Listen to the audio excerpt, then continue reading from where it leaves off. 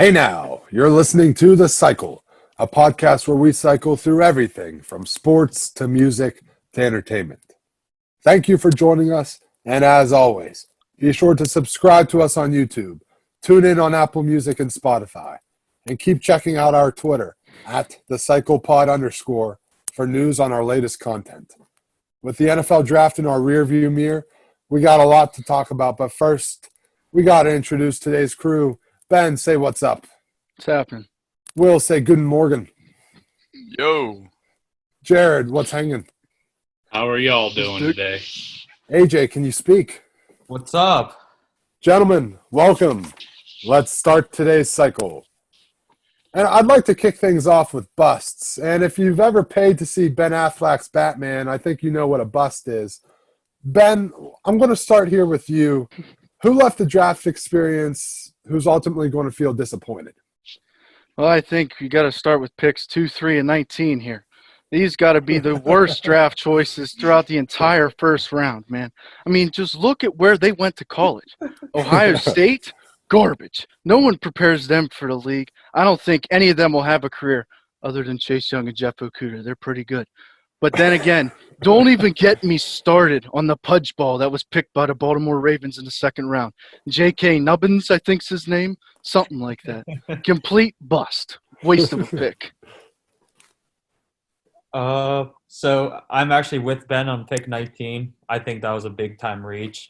I also think that A.J. Terrell at 16, I believe it was also a huge reach. I think teams just reached on corners at this point. So, I mean, I think they're both not going to be nearly as good as their picks. And I think people should have gone with someone else there instead of them. I would say by far the worst draft of any team is the Green Bay Packers.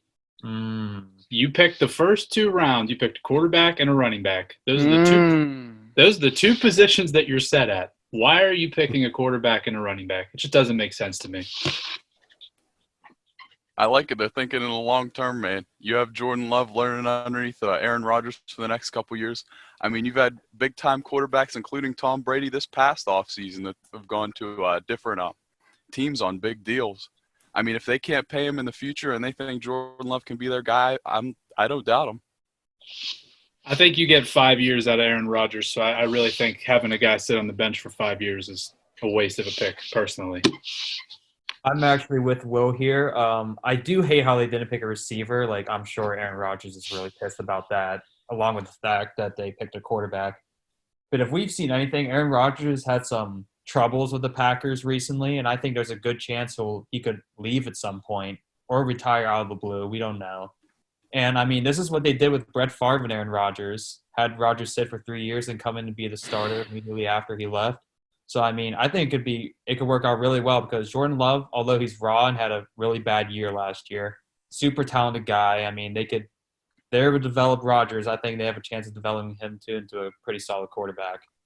Well, yeah, but AJ, I think a question that you guys should answer is if Aaron Rodgers leaves, is it because he was already planning on doing so, or is it because moves like this where you draft a running back when you have Aaron Jones, you draft Jordan Love when you have Aaron Rodgers, and you're not supporting a guy like him, could that cause him to leave?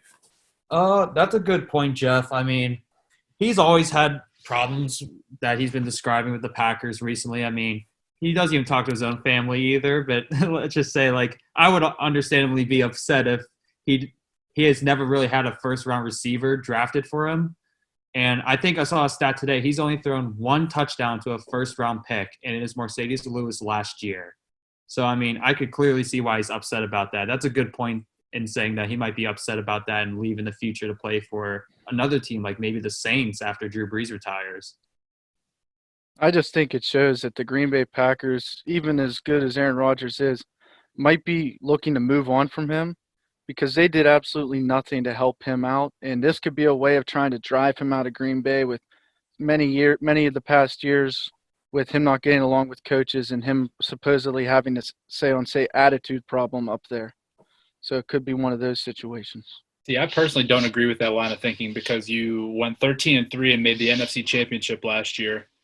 I mean, you're a game away from winning the Super Bowl, or being in the Super Bowl, I should say. So I don't really see why you're so quick to move on when that happens. I mean, I'm not Matt LaFleur or the GM out there, but when you have a guy who's been in the GOAT conversation, I personally don't think he's the GOAT, but he's in that conversation, one of the most talented guys to ever play. I don't think you could be so quick to move on from that because you're always in win now mode as long as you have Aaron Rodgers, in my opinion. I'm not saying that they should move on from it. I'm just saying it might be a situation that they might, as an organization, looking towards. Me personally, I'd keep Aaron Rodgers there till he died. Hey, Aaron Rodgers couldn't chug all of his beer at the Milwaukee Bucks game, so maybe that's why they want to move on. It was embarrassing. Yeah, but did you see his left tackle? I mean, what's that guy's name? Bekta or something? Bakhtiari. Yeah, you see that guy chug it? Like, I mean, he's got Aaron Rodgers covered there. In all seriousness, though, one bust that I really have is I don't know if he's necessarily going to be a terrible player, but Jalen Reagor, who was picked by the Eagles, like how with Justin Jefferson on the board and them having a needed receiver, how do you pass on a guy like that? Or even CD Lamb, you could have moved up 5 spots to draft a much-needed receiver because they had 8 draft picks and 6 picks within the first 4 rounds of the NFL draft. They had the draft capital to be able to move up 5 slots, draft CD Lamb, a top 3 receiver out of the draft, but they let their rival and the Cowboys get him, and then they settle for Reagor. I just think that was a terrible move by their part.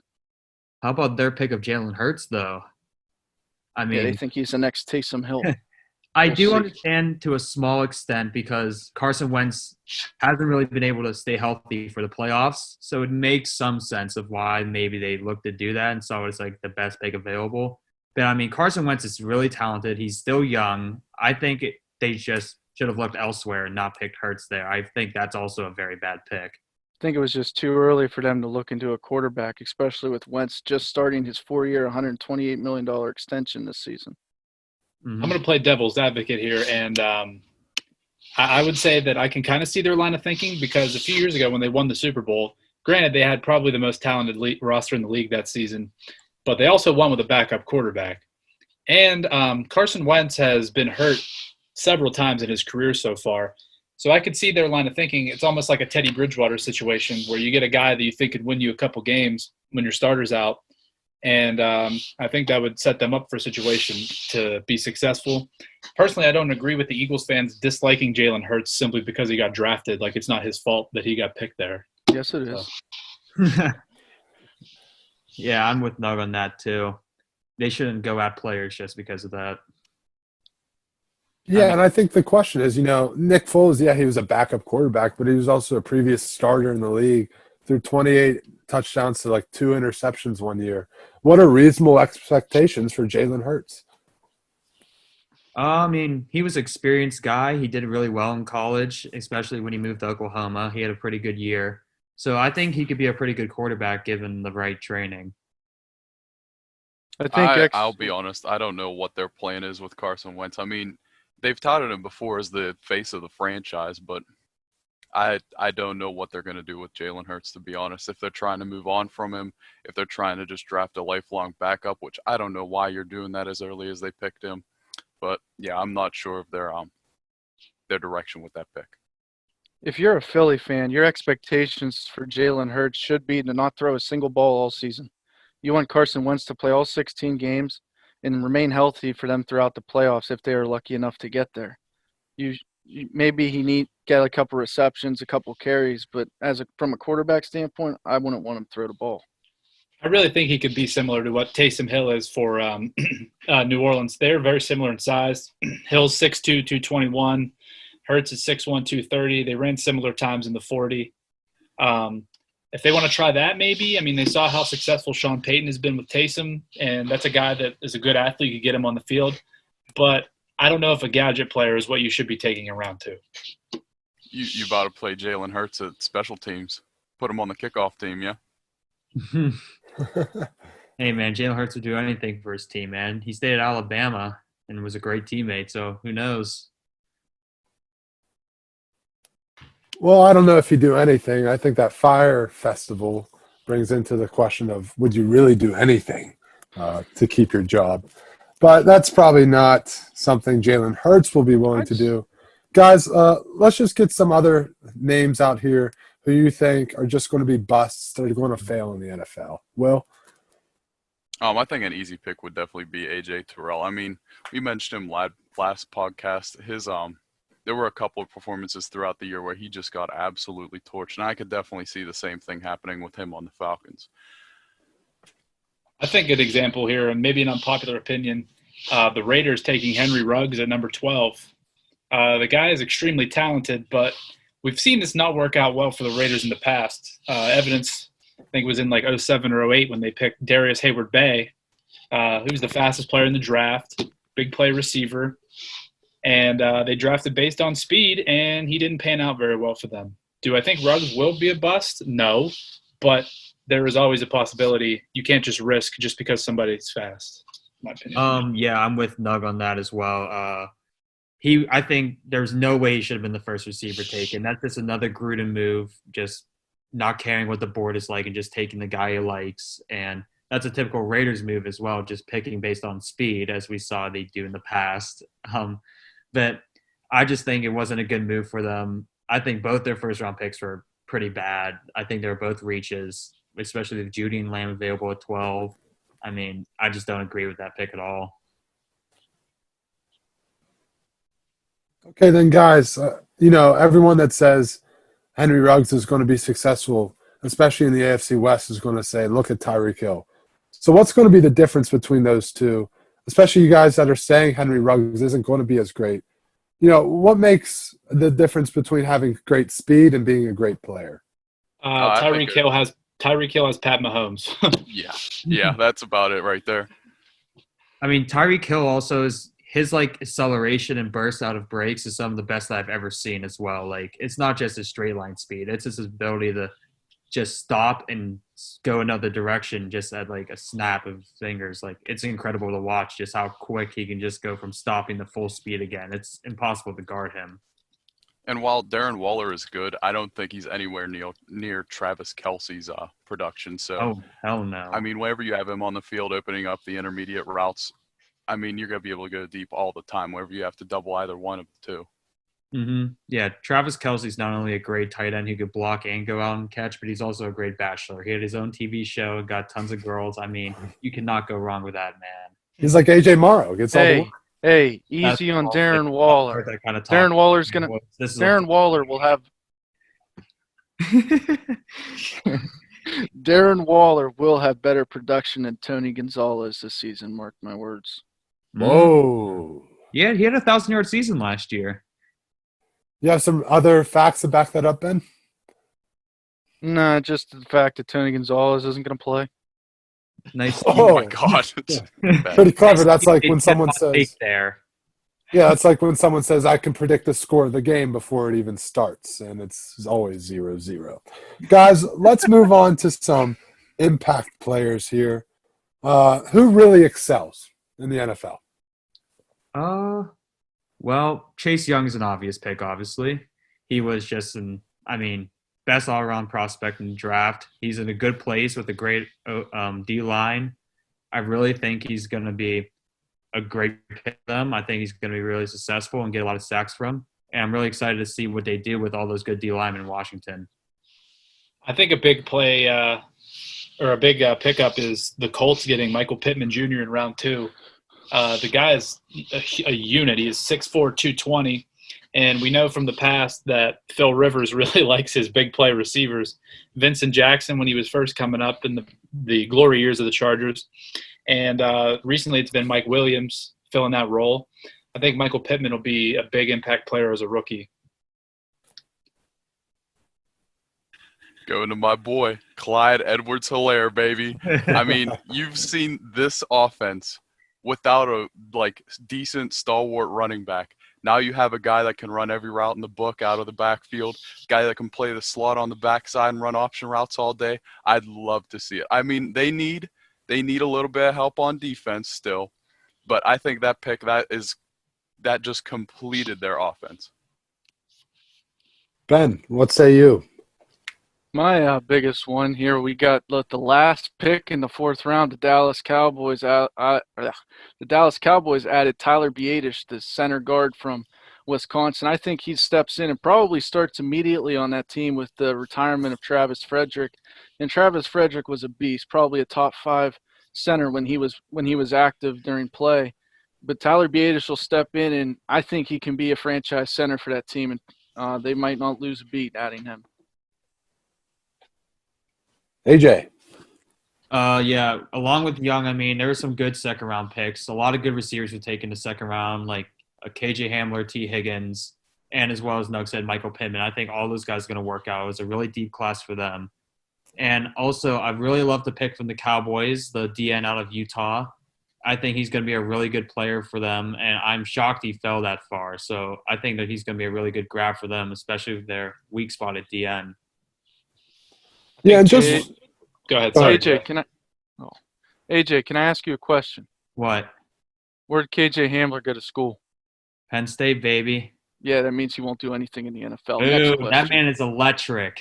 He will be a great receiver at Denver, bro. Trash. We got two more real quick. Trash. The Panthers taking Yetur Gross-Matos, putting him with Derek Brown immediately. Great Dude, pick. where did he go to school?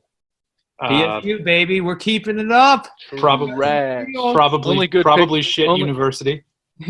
Yes. And my other one was the Bucks taking Antoine Winfield Jr. in round 2. I think he's going to be a Pro Bowl safety, to be honest. He looks really good. yeah, That's a bold guys, statement, but I'm right there with you, man. just for our viewers out there that aren't familiar with us, both AJ and Ben talked about Cowboys players. Both are Steelers fans. Ben's also an Eagles fan, so that's a double felony to compliment the Cowboys. So I'm sure both of them would rather kiss a leper than see them succeed. So, that's high praise coming from them. But who knows? They've both played football, gotten hit in the head a couple times. Let's switch to immediate impacts. Who joins the NFL right away, day one, makes an impact? Will? I'd say if you're talking about strict production, I would definitely talk about the 2 linebackers that are coming in for the Ravens. I mean, when you're starting a guy like L.J. Fort as your number 1 inside linebacker, I think that you'll have 2 rookies starting on that defense as soon as the season rolls around, and Patrick Queen and Malik Harrison. Malik Harrison's a dog, let me tell you. I think Ohio Jeff State, is get him actually out. going to come in and have some immediate production for the Lions. He's going to go right into the number 1 corner slot. I really liked him coming out of Ohio State. I got to watch him a few times, and he's just an incredible player. I think he's going to be really good starting for the Lions. All right. Jared? One guy I really love at the Broncos got at 15. He is one of the best college receivers that I ever witnessed watching. One of the things, and it sounds like it should be common nature for receivers, but if you watch him when he catches a pass, he keeps his feet moving at the same speed before he catches and after. He doesn't change speeds from the time he catches the ball, possesses it, and gets his run after the catch. There's no change in speed, and I think just because of that, he'll translate great into the NFL, and him and Drew Lock could create something special out there in Denver. I could see Chase Young having a similar rookie season to what Nick Bosa had last year. They have good talent around him on their D-line, so he doesn't have to play a whole lot of snaps immediately, so he could stay fresh throughout the game. I also think that Isaiah Simmons seriously could be an all-pro his rookie year as long as they don't screw it up. Hey, man, it's Arizona. They don't play a lot of defense over there. No, they just got Cliff Kingsbury in that swimming pool of his bachelor pad. That house. Bachelor pad. You know he's got tons of ladies coming over there. That's almost as nice as Will's flow was back in the day. Oh, my God. Let's not talk about that. Mullet man. Oh, man. Will, do you have an immediate impact player? I'd say another guy would definitely be Alabama offensive tackle Jedrick Wills. I mean, that's exactly what they needed was an offensive tackle. They've been struggling on the line. I mean, whenever you're collecting talent like that and you still can't win, there's only one place to point to, and that's going to be the offensive line. Why you got to blame the offensive line?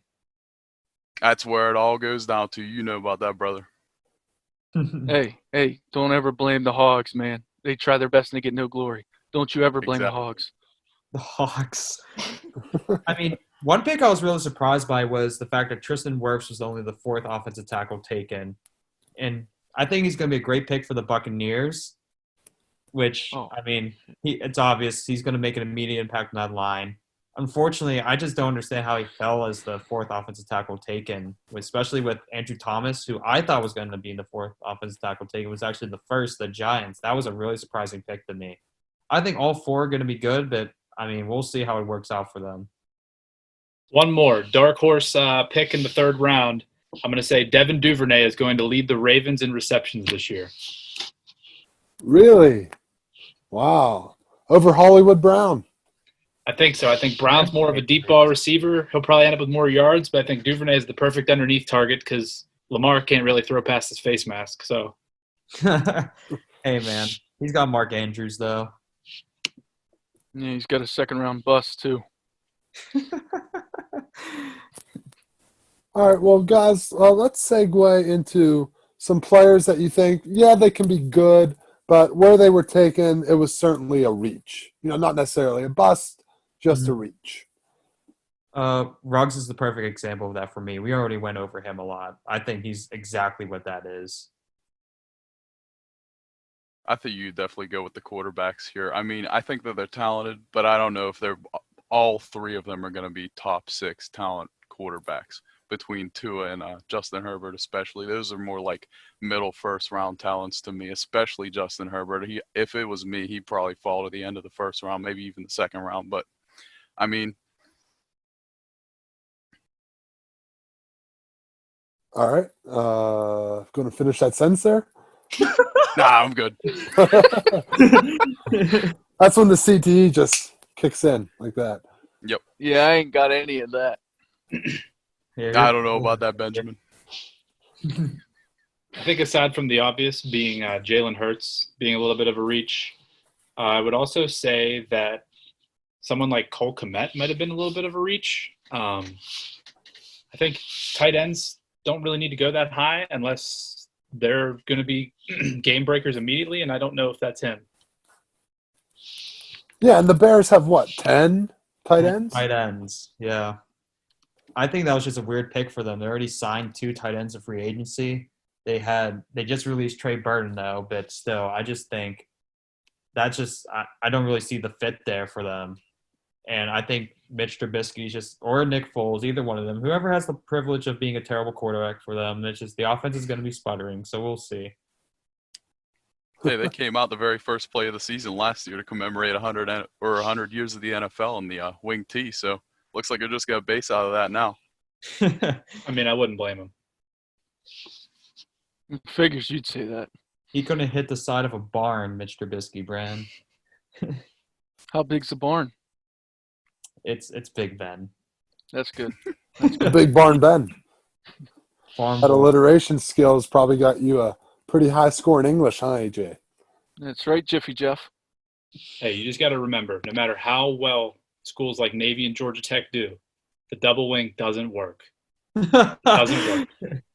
We were told that by Definitely didn't work at Trinity West, let me tell you. Doesn't work. All right, guys, I want to go into some surprises now. We've talked about some reaches, we've talked about some busts, but, maybe just some picks that you weren't expecting. I think the first one was definitely just Andrew Thomas at 4, like I said earlier. I was just so shocked when I saw that pick. I couldn't believe it. I thought he was going to be the 4th tackle taken. I think it'll end up being a good pick, like I said, but I was just really surprised when I saw that. I was surprised to see Jalen Reagor go at 21 to the Eagles, especially when someone like Jefferson's there. And I was also surprised to see my boy from Ohio State, KJ Hill, fall all the way to the 7th round. I think that was a good pick for the Chargers. He'll start day one for them as their slot receiver. I was surprised he got drafted. Yeah, Ohio State players are about as reliable as the North Korean newsletter. I'm really sorry if you're an Ohio State fan, to any listener. No, I'm not sorry. You chose the wrong school. Penn State for life. In all honesty, I was really surprised by the Arnett pick as well. I mean, not to keep shitting on Ohio State people, but I just don't think that was a great pick for them. Like I was saying earlier, I just really don't like that pick. Well, I mean, staying No, with you the look Raiders, a little even, upset. I'm good. Okay. Even Henry Ruggs going as the first wide receiver. I mean, I know the NFL teams value speed, but to pick him over guys like Judy and Lamb is just kind of surprising to me. One more was a guy that didn't get drafted at all. Thad Moss. Can't believe he did not get drafted. Yeah, that was surprising. I believe the Redskins picked him up, right? Yes. Yeah, that Yeah, can and his certainly be a backup. steal. And his backup was chosen over him too. Kind Really? of crazy to think. Yeah, they took I don't remember his name. Stephen but Sullivan. Stephen Sullivan, the backup tight end from LSU, dude. That sounds The like a Seahawks. Cajun right there. The Seahawks took him, and Thad Moss was nowhere to be found. You know he's out there eating crawfish right now, just in the bayou. Yeah, and I've just got to say, when you move into those later rounds, you're looking for those like guys that can just like burst out of their expectations. And Thaddeus Moss, when your dad's Randy Moss, like, why not take a risk on a guy like that rather than the backup? I'd definitely say seeing Jonathan Taylor go to the Colts was a huge surprise. Whenever they already have guys like Hines and Marlon Mack, I don't know why you pick another running back. I mean, it's nice to have a full stable of them, but having an extra one like him, it just seems like a waste of talent, to be honest with you. I think if you're thinking of it from their perspective, I think Taylor will be better than both of them immediately. But it's not like Mack is bad. So maybe it wasn't a need, but they might have just went best player available. Bill, to address what you're saying, I actually am seeing today that Mack is going to become a trade target for a lot of teams, and they're looking to trade him. And they're going to make Taylor the starter and then have guys like Hines, who already have like established roles as backup running backs, stay there and use Mack as a target to clear up some space and get an extra pick for next year's draft. Well, I mean, if I'm a team in need of a running back and I see him there along with Jonathan Taylor and Naheem Hines, I'd be like, hell, give me that guy. If you're not going to use him, fuck, I will. Like Matt Brady. AJ, where do you see Marlon Mack potentially going? Well, that's the thing. I'm not really sure who would take him. It's just that he's on the block, at least, is what I saw. Good prediction. Hey, I'd take him. Steelers, why not? Right? I mean, yeah, the Steelers honestly could be a viable option. See somebody like the Texans taking a flyer on him eventually if David Johnson doesn't pan out. Whoa. What's that for, Ben? David Johnson, the GOAT, man. He was a pud last year. He looked so slow in one of those You plays. have a pud. Oh, wow. He's ass. The only reason you want him to do good is because you have him in fantasy. Damn right. His CT's acting up. Well, guys, another surprise, I thought at least, was Isaiah Simmons going to the Cardinals. In our NFL draft show, everyone here said, you got to take a tackle, you got to take a tackle. But then again, we thought Isaiah Simmons would go earlier than 8. So, what should Kyler Murray's reaction be taking a defensive guy instead of a lineman? I wouldn't really be too mad about it because he's just going to help you get back on the field with how good he is on defense. And besides that, they also got Josh Jones in the 3rd, which was a great pick. I love that pick a lot, and he'll be able to fill that tackle spot that they needed. So I wouldn't be too upset, especially because they got Hopkins as well. Like, that is just what a trade. Yeah, they needed help Terrific all over insight. that defense if they wanted to keep him on the field. So building around Simmons is definitely a good way to go, even if it isn't taking on offensive tackle. I mean, he's the ultimate Swiss Army knife on defense. He literally said, you have 53 players, but when you draft me, it feels like you have 56. I respect that. But then they'd be over the limit. Yeah, then you get some he's 12-man penalties, and that just complicates things. At least he wasn't like Judy and got a 9 on the Wonderlic score. I had to bring that up. Maybe that's why he fell, man. They just saw a guy who just wouldn't remember any of the routes. Yeah, and when you're in Denver, how much do you really need to know? Yeah, all they did is tell him to run. Oh, my God, with that thin air, he's going to pass out on the field. He's not going to – probably doesn't remember how to breathe properly. In through your mouth, out through your nose, right? What do you think his awareness on Madden will be next year? It's probably going to be like a 90 or something. They make it nice and realistic. Yeah, but they give that lineman like a 53, and apparently he doesn't even know how to get out of bed in the morning. He can't get out of bed without shitting his pants.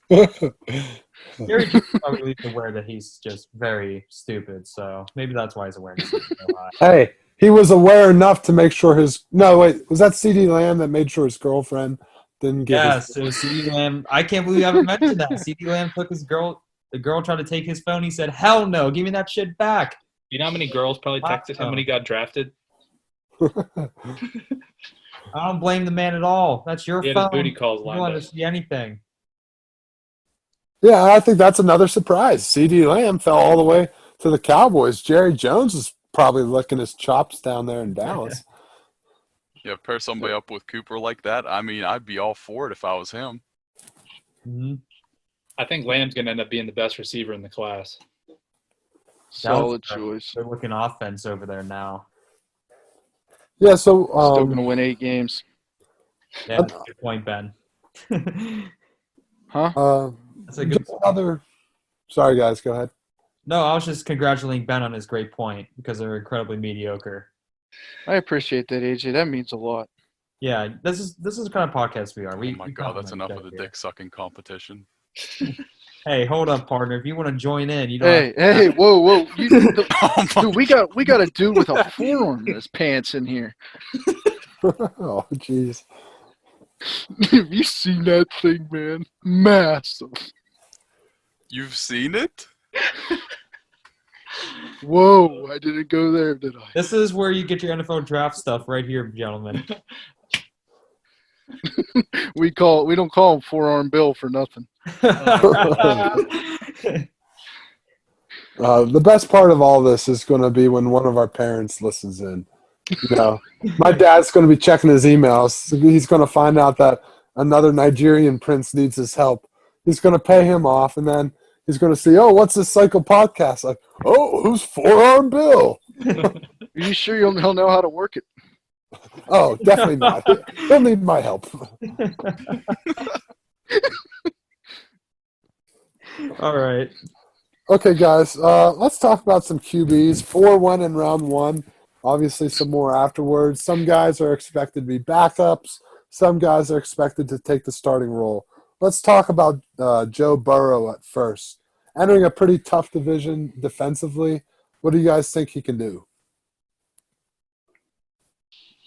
You throw it to AJ Green 100 times a game. I mean, he's got good weapons with Green and Tyler Boyd They and drafted Joe Mixon. So Tyler I think he'll have Boyd some is a success. gem. I think he'll have some success. I think he'll have some success early. Where did Tyler Boyd go to college? Shit. Yeah, baby. Whoa. Pitt. Hail to Pitt, baby. Pitt Yeah, is shit. like Whoa. Nug. I'm actually, in all Can we honesty, mute Nug? Burrow, I think, is going to have a pretty good year. I mean, Zach Taylor was a Rams guy, so I think he'll set up a good offense for him. He's got some good weapons in Mixon. He's got some good receivers. I think he's going to have a pretty good year starting off with the Bengals. Only problem is their line is a little weak. That's probably going to be a hard adjustment. But Burrow's a great innovator, as he showed us at LSU, so I think he'll be able to make some plays on the run. Yeah, I think one of his strongest traits was being able to face down the blitz and throw to checkdowns whenever needed. So even if that line's going to be a turnstile the entire year, he can still pick up blitzes and understand how to innovate on the fly. So You get the ball to Joe Mixon, he's electric. He can make it happen. He also throws a mean right hook. Oh, my. That's Oh, messed God. up. That's messed up. Oh, that's rough. I mean, he's not the only one in Cincinnati who had a mean right hook. They had plenty of players in the past. Vontez Perfect. Probably can't even spell his own name Jones, anymore. baby. What about Kareem Hunt, man? He's got more of a mean kick. Someone He's- should sign. yeah, someone, he's the number one someone should sign him to $5 million just to be their kicker, man. He's the number one kicker in fantasy this year. Yeah, just to be People condone clear, violence in any way. yeah, just to be clear, what these guys do off the field and what they're accused of, it's some of the most horrendous things that we can hear about, and certainly stuff that it's just so hard to even imagine because you just don't expect that out of people. But, when it comes to their football skill, sometimes that stuff will get overlooked. Back to Joe Burrow, though. Jared, as an OSU fan, do you take credit for Joe Burrow? Well, it's a double-edged sword here. I think that some of his coaching from Urban Meyer and Ryan Day definitely helped him out, but I think Joe Brady had the biggest impact on him, so I can't claim him. That's what we like to hear, gentlemen. Not Thank an God, Ohio State finally an product. accurate I think Edo had statement. the biggest Woohoo! impact, man. Just with his voice, he probably heard Edo's voice so much that stuff just made him so much of a better player. Like, listening to that voice, I feel like just makes me stronger. It makes me more of a man. AJ, put your shirt back on. For everyone's information, my shirt is on.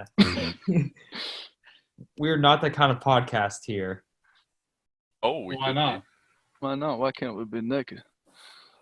Okay, let's Jesus calm down, guys.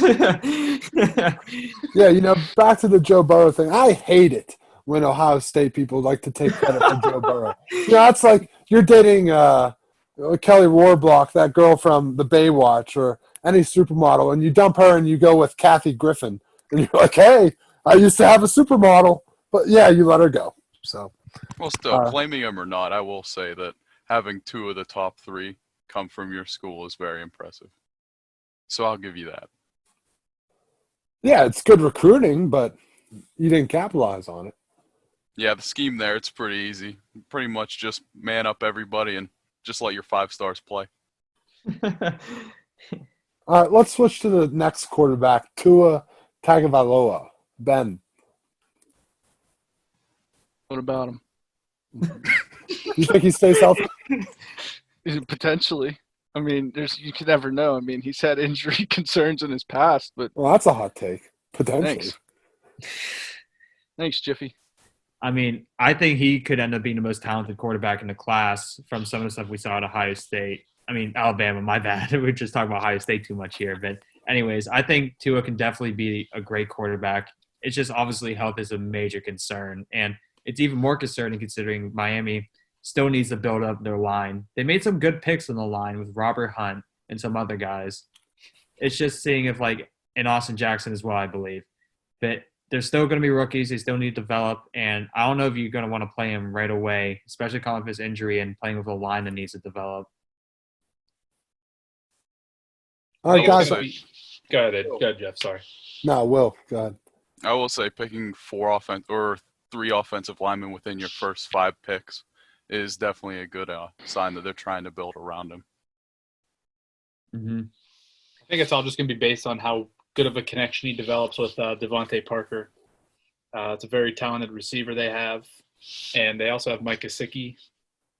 So I think he's going to be successful if he's able to work with them. Hey, Mike Gesicki is the jump ball god. All right, I want to hold you guys to your predictions here. Who has the better career, Tua or Joe Burrow? Will, let's start with you. I'd definitely say Joe Burrow. I mean, the talent that he has, I'd definitely take him over Tua. And Tua's going to be running around. I mean, you can't really rely on an offensive tackle like that coming straight out of the draft to be a stalwart at left tackle. All right, AJ. Joe Burrow, the GOAT.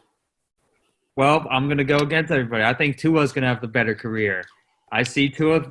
I think he's super talented, man. I think he's going to surprise everyone. I think he's going to have a great career. And he's got a good coaching staff in Miami, too. They're doing a good job of building around him already. Both terrorized Florida, so I mean. Ben. What? Who has the better career? Who? What is this? Who's on first? Tua or Joe Burrow? Given if they had the same amount of weapons and same offensive line, I'd probably go Tua just because I think he has more pure raw talent and ability. But based off of what they have right now, I would probably go Joe Burrow because I think the Bengals are more set up for success in the immediate future than the Dolphins are. Even though I don't think either are going to make a big splash in success in the foreseeable future, though. Who would win in a fight? Hey, Tua's got the power of God behind him. He's winning in a fight. Joe Burrow looks like the kid from Home Alone, so I mean, he would come up with some tricks to get the advantage. No, I think Joe Burrow looks more like the guy from Shawshank Redemption. No one ever Oh, looks at that's his good. shoes. Oh, It does that's look like, a great looks comparison. like a younger version of him. Yeah, that's great. Yeah, I'd no probably one take ever Joe looks in a at fight, his. though. He's definitely got the reach advantage. Tua looks like the guy from The Longest Yard, though. Brucey. He looks like Brucey from The Longest Yard. All right, hold on. Speaking of fights, could any coach in the league beat up Mike Vrabel? The answer is obviously no. Absolutely Yes, not. Bill Belichick. Oh, Bill Belichick would kick his ass. He knows all his tricks. Yeah, John Gruden, man. I mean, hey, that wig. Knock on wood if you're with me, man. John Gruden is a baby back bitch. Brian All right. Flores looks like a serial killer. He won't do anything when Frank Caliendo is making fun of him to his face. So Oh my God, Matt Patricia might actually stand a chance, though. If he Gets lost in that gets him in the beard. clinch and gets him on the ground, it's over. that is a belly he's got on him, though. All right, what a perfect transition into running backs. We had one taken in round one, and then round two is where we started to see some action. Who's going to be the most successful running back? Will, you said Clyde. Edwards-Helaire. Let's Yeah, go. I Why can't don't you wait for him expand to. on that? Oh, he's going to catch at least 1,000 yards receiving this year. Really, what happens to He's Damian how Williams? much? 1,000 yards receiving. No, I'm kidding. Okay. But for real, that he is going to have a great season this year. I can already see it. I mean, whenever you have 3 stud receivers, Travis Kelce, and you could throw him on the backside, I mean, it's over for NFL defenses. I don't know how you're going to be able to challenge their empty sets. Yeah, I think as long as Mahomes is the quarterback, it's going to be Edwards-Helaire. But I also think you have to think about J.K. Dobbins in Baltimore. They have the best run blocking line in the league, and Yes. he's literally in the Yes. perfect system. And he's pretty much Mark Ingram that's a little faster. How's he going to have the best production where he's splitting carries, though? Yeah, Cap. He ain't even gonna get 100 carries. I mean, how man. many years do you think Mark Ingram has left? 54. What were we talking about, just this year or in the Well, near future? I mean, if it's in the near future, I'm going to say Dobbins. But if it's this year, I'm taking Edwards-Helaire. Okay. I mean, Understandable then. I'm torn on who I want to pick. I think the obvious answer is Clyde because he's on the perfect offense for him, man. He can just tear up there. But I think JT is the most talented running back in this class. I mean, he's really good. I think he's good in all parts of the game. He just needs to control his fumbling a little bit, but I think he'll be great. Yeah, I think Jonathan Taylor will probably have the best career out of all. I think all those top 5 running backs that were taken could have the best, could have really good careers. I think Taylor could have the best because of his pass catching ability and also because of that offensive line that he's going to run behind in Indianapolis, led by Quentin Nelson. Dude's a beast. Football guy. They have a great line there, man. Yeah, running backs They do. on rookie contracts. That is the key to success. They're fun to watch. They're cheap to pay. And then afterwards, they kind of get injured. I mean, I'd say the key to success Never is winning. overpay running backs. It is awful to see. I hate it when teams are signing running backs to these big contracts. All right, let's go to wide receivers now. 6 were taken in round 1, close to the record of 7. Total of 39, I believe, were taken. No, 37. I'm sorry. Guys, who has the best career out of all those bunch? I don't know. I think it depends. I think if you are banking on Joe Burrow being a stud for a long time, I think T. Higgins has that potential. Ooh, Wow. there we go. That's an interesting pick, but I appreciate it. I'm going to go Jerry Jeudy. I mean, we watched some of Drew Lock last year. He looked like he has some potential, and I think Jerry Jeudy's the best receiver in the class, so I think he's going to have a pretty good career in Denver with Drew Lock. Yeah, I definitely agree with AJ here. I think that the Drew Lock, Jerry Jeudy connection could be a very real threat in the AFC for the next, maybe even 10-plus years. I really love Judy myself, but I'm going to go with a sleeper here, and he might not have the most production out of all of them, but I like the Devin Duvernay guy out of Texas. He is a lightning bolt out of the slot position, and he can contribute in many ways, and I think he can have one of the best careers out of all of them. I like that pick. I also think sleeper here. Baker Mayfield can get his head out of his ass. Donovan Peoples-Jones in round 6. Watch out for him. Hey, there we go. He's super talented. He should have went to Next, coming from an OSU. Ohio State fan. Oh, of course. Here we go. He picked Michigan. He picked fucking Harbaugh over Urban Meyer. How'd that work out for you?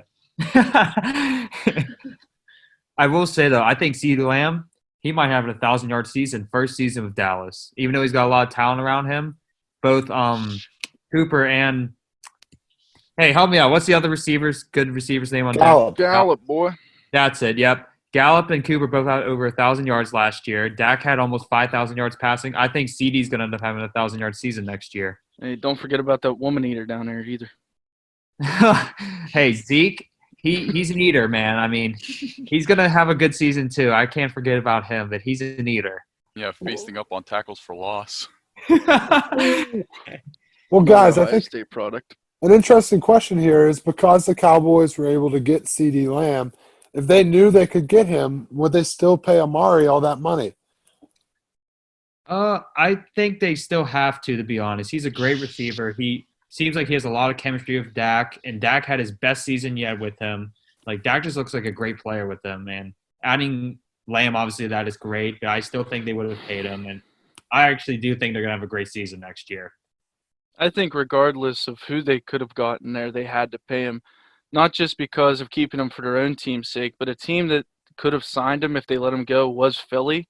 They're one of the top runners to possibly pry him away. And by Dallas signing him, not only do they help themselves by giving them a franchise receiver, they also take a possible franchise receiver away from Philly. So it's like a double-edged sword. Bold prediction here. Since they're similar types of players, KJ Hamler is going to be better than Henry Ruggs.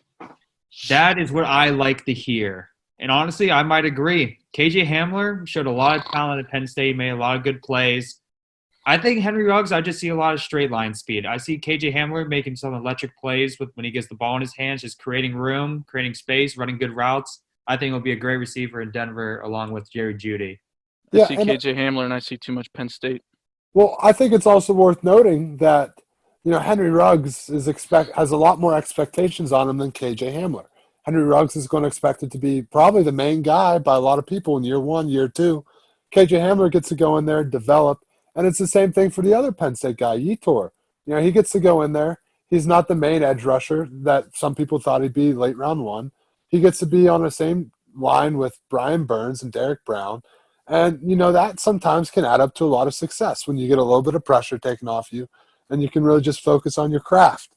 But, guys, I want to focus the last part of this podcast on the Steelers. What grade would you guys give the Steelers draft? I'll give it a B. Why?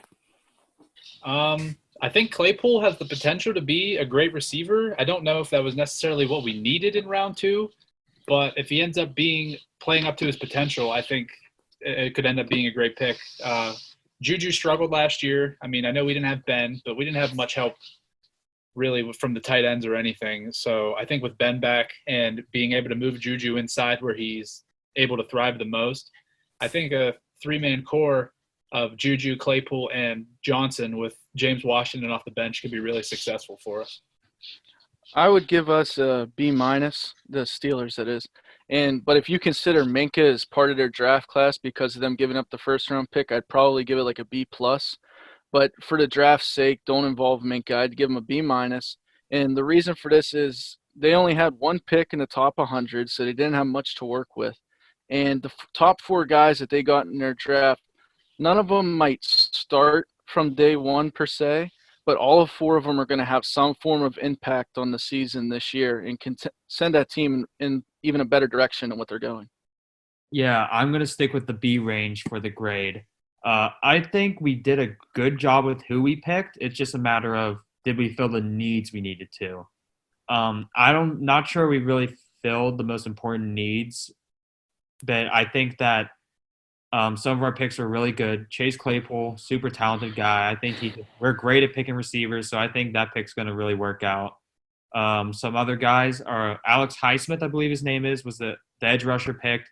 He's going to look like a developmental project, maybe a future replacement for Bud Dupree, so I don't mind that pick. Also, Anthony McFarland out of Maryland. let me tell you, that guy was electric when I watched him in some of those games, especially against Ohio State 2 years ago. He was incredible. He almost led him to a victory by himself. So I think that's a great change of pace back we got there. And then lastly, I think we also picked Kevin Dotson, his name is. He was an All-American in Louisiana guard. I think that was a solid pickup at some guy who can make an impact.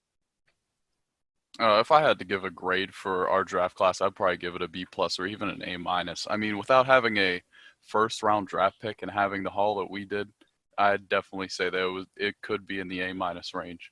Getting a guy like Chase Claypool, I think you're going to see us do the same thing with him as we did with Martavis Bryant, minus, of course, the drugs. I think throughout the first half of the season, you might see him run maybe like 1 or 2 routes all year. And then by week 9 or 10, though, I could definitely see him getting involved in the offense, just running fly routes and posts most of the time. Nothing too extravagant. I mean, he doesn't have the greatest route tree, but he is a great jump ball guy, and I think he could be a great complement to Juju in the future. And the Kevin Dotson pick is one of the best value picks in the draft, in my opinion. A lot of scouts were touting him as the best run blocker in the draft, and having him to replace the interior guys that we've lost, like Ramon Foster, not even from the on-field perspective, but I mean, this guy's got a huge personality, a personality bigger than even himself. So I cannot wait to see him both on and off the field for the next maybe even 10 plus years. Back to the McFarland pick, like AJ mentioned, I really think that this guy could end up being our feature back in a few years. I see a comparison to a former Steelers running back, Willie Parker. McFarland's 5'9", 200 pounds. Willie Parker was 5'10", 210. And their 40 times were really similar, and they both have the same sort of acceleration through the hole. I think McFarland's going to be a solid back for us, and I think he'll end up winning the spot over Connor if we keep Connor in the next few years. I mean, he comes into that running back room being probably the most dynamic of all of them, and easily the fastest. For sure. Yeah, he's very electric when he goes through the hole. Yeah, I want to say this about Chase Claypool. He had a 40-inch vertical and ran a 4.42. Combine stats aren't everything, but the last guy to weigh over 230 pounds and run faster than a 4.45, Megatron. Ooh. They call Chase Claypool, they call him Mapletron. Yeah, he is Canadian. That's great to see.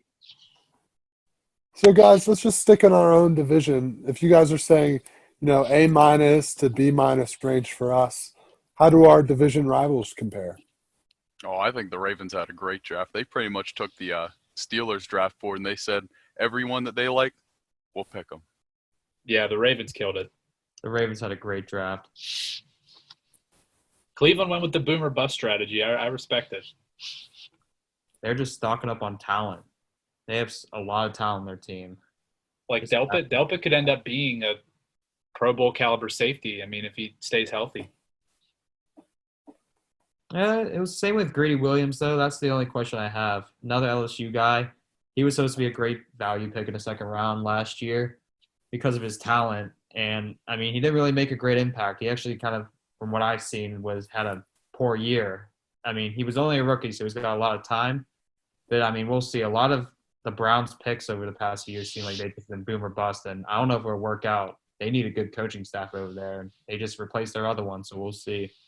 Hey, regardless, the Delpit pick was a great pick. I mean, he's from DBU, Louisiana State University, so anything can pan out whenever you get him from there, man. Ohio State is not DBU. Don't look at me like that, Nug. Hey, man, you got to put some respect on their name. Who? More first-round picks than anyone ever. Just saying. Just because you're a first-round pick don't mean you're a superstar. You know what? Do you want him to fall later in the draft? Like you said. And in the 5th round, Jeff Okudah. What about the Bengals, guys? It's just going to revolve around Joe Burrow's production. Yeah. T. Higgins and Burrow are 2 solid picks. Other than that, I didn't really see anything spectacular about their class. Yeah, I think unless those linebackers they drafted in the middle rounds become like Pro Bowlers or even all pro, it's really going to depend on, or people are really going to look back on how Joe Burrow did to determine the grade for this draft.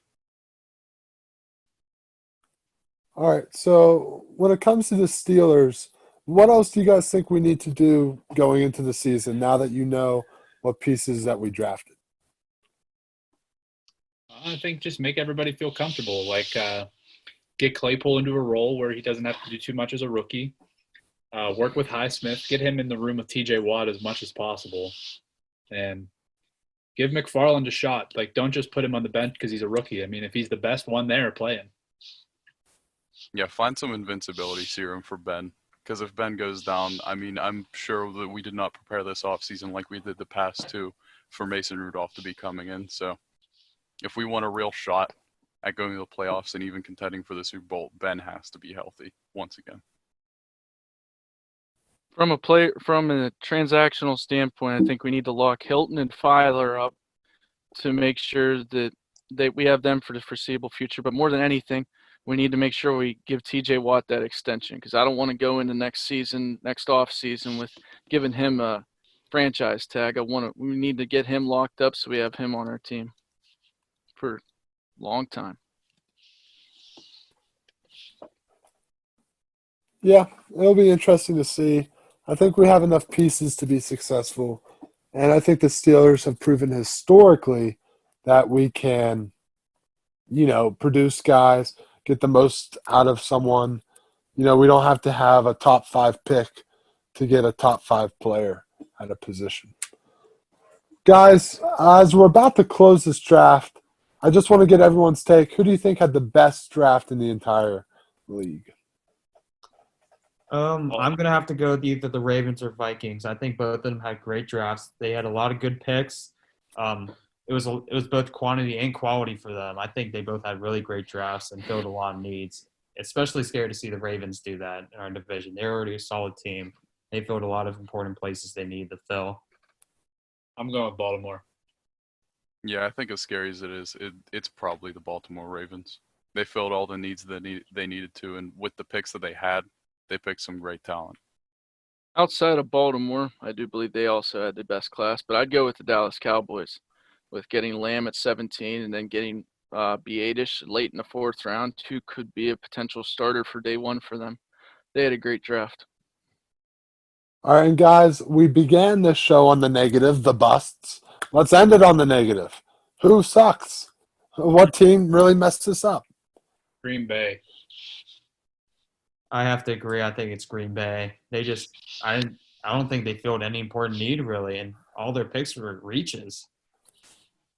Yeah, if I'm Jordan Love, I'm really pleased. But if I'm in win now mode and I'm the Packers, that was definitely an L. Ben. Packers. He refuses to say the Eagles. He will not. He will never. The Eagles the Eagles. The Eagles had a terrible draft. The bottom 3 are probably Green Bay, Philly, and Oakland. Worst 3 drafts out of all of them. I was kicking myself when Philly drafted Rager and then they took Hurts. My head was spinning. Yeah, well, that's what happens sometimes. Mike Mayock thinks he knows more than everyone. I don't really know what Philly was doing. They seem to have their own plan. And Green Bay, well, it worked out the last 2 times they drafted a quarterback, but we all seem to think Aaron Rodgers still has some left in the bag. Gentlemen, thank you for joining us on The Cycle. Everyone that listened in, we couldn't be more pleased that you're listening in. Without you, well, we'd probably still make the podcast, but we just have less viewers. With the coronavirus still going around, we hope that everyone can stay healthy. And, with social distancing laws still in place, that you guys are keeping sane, that, mental health is important. Reach out to some of your friends, even if you can't hang out with them. Just talking with them is a great way to try and return to some normalcy. Thank you for listening to The Cycle. We'll be back in a couple days with another podcast, probably about the new rules on the NCAA. Join us next time. Got to act like an egg, and let's roll. Join us next time on The Cycle.